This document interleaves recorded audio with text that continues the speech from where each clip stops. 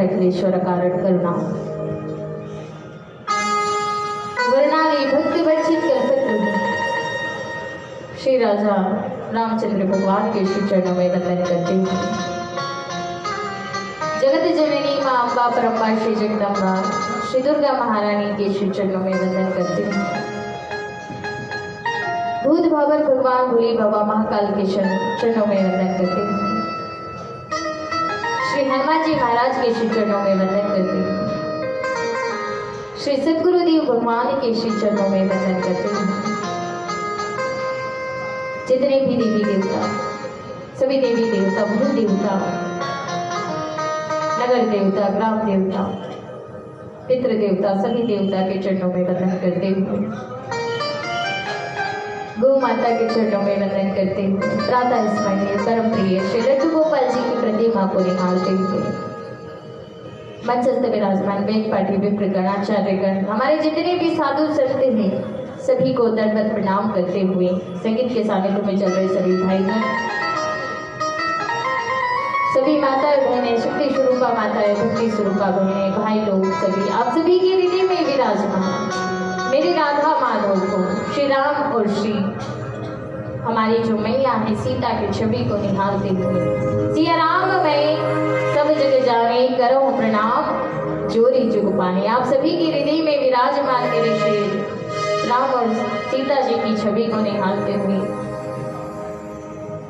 आज हमारी कथा का तृतीय दिवस है और आज विराम का भी दिवस है। कथा होते होते 2 दिन हो गए, 3 दिवसीय कार्यक्रम। आइए तृतीय दिवस की कथा में प्रवेश करने से पहले 2 मिनट भगवान के नाम का संकीर्तन।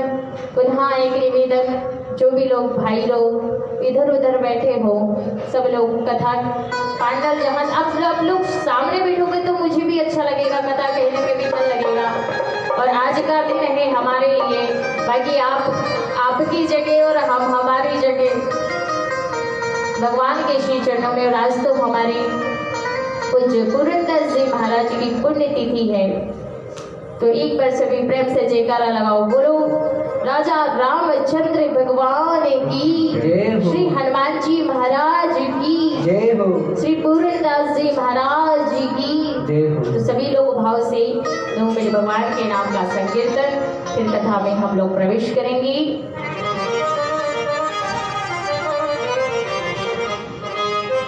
भजो राम सीता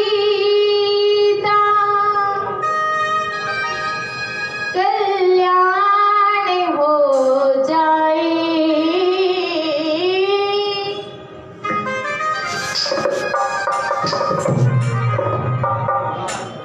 भजो राम सीता कल्याण हो जाए,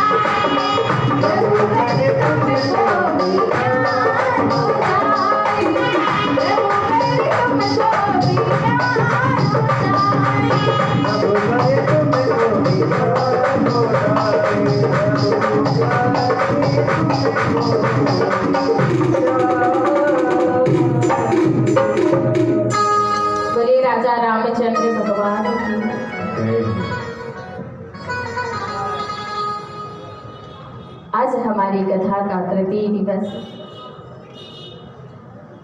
जैसा कि मैं रोज कहती हूँ कि प्रभु की कृपा से हमें यहाँ कथा प्राप्त होती है।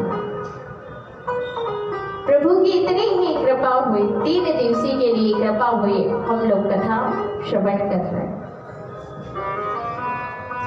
हम लोगों को लगता है कि दुनिया में सब चीजें आसानी से मिल जाती हैं, लेकिन ऐसा नहीं है। दुनिया में सब चीजें इतनी आसानी से नहीं मिलती। और चलो मान भी लिया जाए कि दुनिया में सब चीजें आसानी से मिल जाती हैं, लेकिन 2 चीज ऐसी हैं जो इतनी आसानी से नहीं मिलती।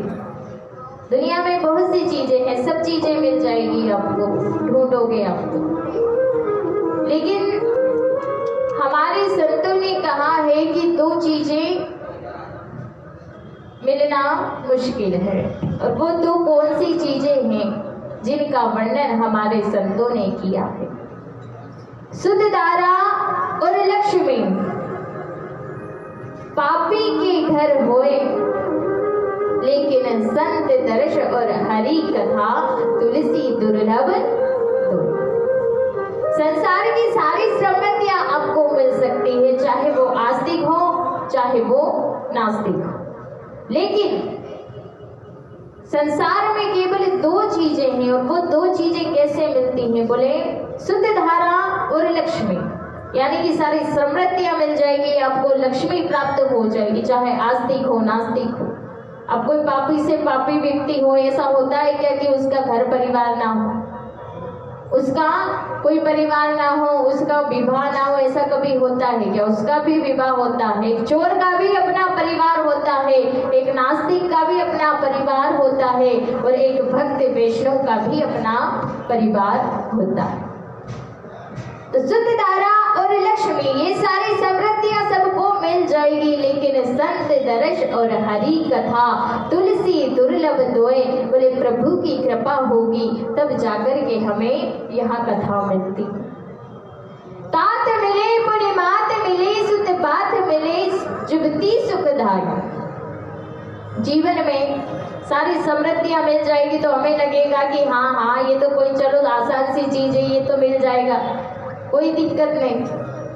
उसके बाद कहा कि गाज मिले रथ बाज मिले, सब साज मिले, मन वांछित फल। अब एक बार सुनकर के लगेगा कि ये चीजें भी सबको मिल सकती हैं। फिर भक्ति ने कहा कि लोक मिले परिलोक मिले, विधि लोक मिले, वैकुंठ हो जाए। लोक भी एक बार मिल सकता है, विधि लोक भी एक बार मिल सकता है, वैकुंठ भी मिल सकता है, पर संतों ने कहा है कि संत समागम दुर्लभ भाई। संतों का सानिध्य नहीं मिल सकता। संतों का सानिध्य मिलना हमारे लिए परम सौभाग्य की बात होती है। एक बार श्री हनुमान जी महाराज से राम जी ने कहा कि हम साकेत धाम जा रहे हैं, आपको हमारे साथ चलना। हनुमान जी महाराज ने कहा प्रभु, बोले आप जा तो रहे हो, लेकिन एक बात मुझे बताओ। बोले कौन सी बात? बोले एक बात ये बताओ कि आप साकेत धाम में प्रभु का कीर्तन भजन मिलेगा कि नहीं, वहां भगवान की कथा सुनने को मिलेगी कि नहीं, भगवान का संकीर्तन करने को मिलेगा कि नहीं? राम जी ने कहा वहां मैं तो मिलूंगा, लेकिन वहां पर ये कथा ये कीर्तन नहीं मिलेगा। हनुमान जी महाराज ने कहा फिर तो हम इस धरती पर ही अच्छे हैं, हमें नहीं जाना आपके साथ साकेत धाम, आप अकेले ही जाएंगे। तो कहा है चारों युग पर ताप तुम्हारा है, पर सिद्ध जगत उजियारा। चारों युग में हनुमान जी महाराज का प्रताप है। चारों युग, त्रेता युग, द्वापर युग, कलयुग, चारों युग में हनुमान जी महाराज का प्रताप है। ऐसे हमारे हनुमान जी।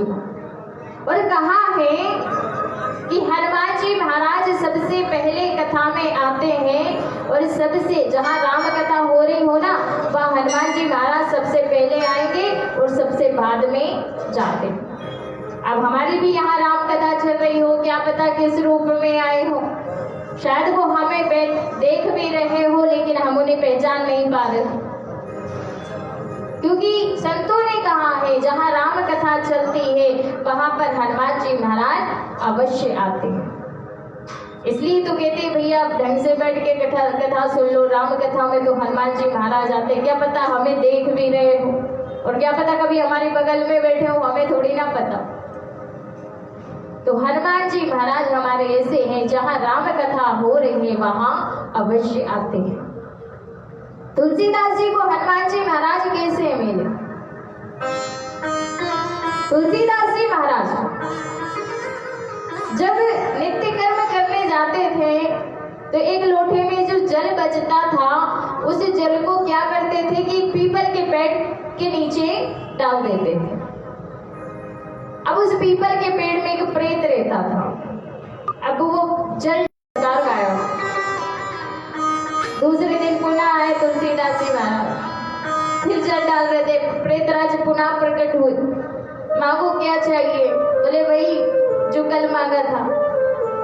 बोले हाँ हाँ बस एक वो नाम मत लेना, बाकी आप मुझसे सारी बातें कर सकते हो, क्योंकि भूत पिशाच निकट नहीं आवे, महावीर जब नाम सुनावे। हनुमान जी महाराज के नाम में वो शक्ति है, भूत प्रेत पिशाच सब दूर भागते हैं। जिस प्रकार चोर जहाँ पुलिस की आवाजाही होती है ना, जहाँ पुलिस थाना होता है वहां उस एरिया में चोर चोरी नहीं कर सकता, उसी प्रकार जहाँ हनुमान जी का मंदिर हो, जहाँ हनुमान जी का बसेरा हो, वहां पर भूत प्रेत पिशाच भी भटकने से डरते हैं। तो तुलसीदास जी महाराज ने कहा अच्छा ठीक है बताओ क्या करना पड़ेगा? बोले वो राम कथा जहाँ होती है ना वहाँ सबसे पहले आते और सबसे बाद में आते जाते हैं, बस आप उन्हीं के चरण पकड़ लो, वो आपको भगवान से मिलाते। अब ऐसी कथा हो रही थी, गए हैं तुलसीदास जी। तुलसी माता जी महाराज ने देखा एक बूढ़ा सा व्यक्ति आया है, मेले कुचेले से कपड़े, आकर सबसे पहले वही आया, बैठा है कथा सुन रहा। अब तुलसीदास जी क्या कथा कहने वाले के ऊपर निगाह नहीं है, आज तो कथा सुनने वाले के ऊपर निगाह, कौन सबसे पहले आया कौन सबसे बाद में जा। अब जैसे हनुमान जी महाराज आए, कथा पूरी हुई, सब चले गए, लेकिन वो जो बूढ़े व्यक्ति वो नहीं जा रहे। अब बूढ़े बाबा ने स्वयं तुलसीदास जी से आकर कहा कि महाराज आप यहाँ क्या कर रहे हो, आप जाइए कथा पूरी हो गई। अब हनुमान जी महाराज का संकल्प सबसे बाद में जाना। वो बार बार जिद करने लगे तुलसीदास जी से कि आप घर जाइए घर जाइए। तुलसीदास जी समझ गए कि यही हनुमान जी महाराज है, बस चरण पकड़।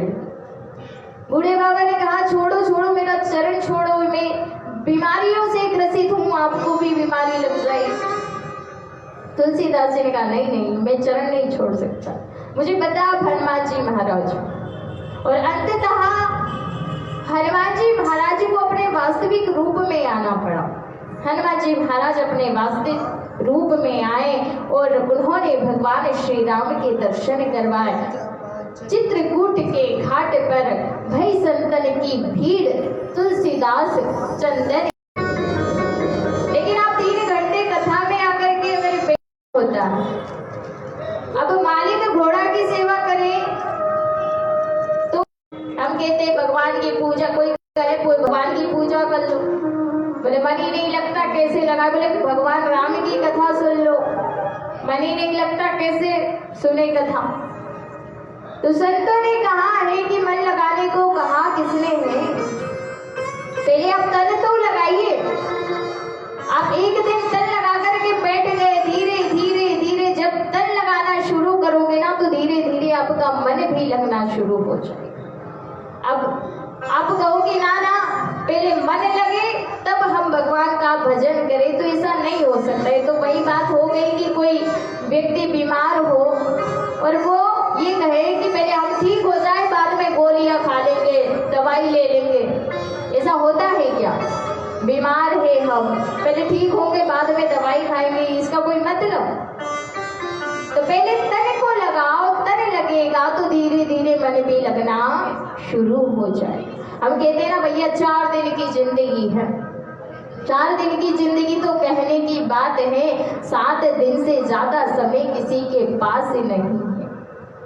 7 दिन का समय, केवल 7 दिन से ज्यादा समय किसी के पास है ही नहीं। हम कहते 4 दिन की जिंदगी, 4 दिन की जिंदगी, 4 दिन, लेकिन 7 दिन, इस 7 दिन में चाहे आप अच्छे से अच्छा कर लो, चाहे आप बुरे से बुरा कर लो, 7 दिन की जिंदगी। और 7 दिन से ज्यादा समय किसी के पास नहीं है, चाहे वो राजा हो, चाहे रंग हो, चाहे पंडित हो, चाहे ज्ञानी हो, चाहे वो मूर्ख हो, चाहे फकीर हो, कोई भी हो, लेकिन 7 दिन से ज्यादा समय किसी के पास नहीं। 7 दिन को आप ऐसे देखो, रविवार को जन्म लिया, सोमवार को बड़े हुए, मंगलवार को हमारा विवाह हुआ, गुरुवार को हमारा परिवार बढ़ा, शुक्रवार को हमारी तबीयत खराब हुई, शनिवार को हम हॉस्पिटल गए और रविवार को डॉक्टर ने जवाब दे दिया कि केस तो हाथ से निकल गए। बस ये 7 दिन का समय, इन 7 दिनों में आपको अच्छे से अच्छा, बुरे से बुरा जो भी करना है आप कर सकते हैं, केवल 7 दिन। मलुकदास जी का बड़ा सुंदर सा पद है, मुझे याद आ रहा है,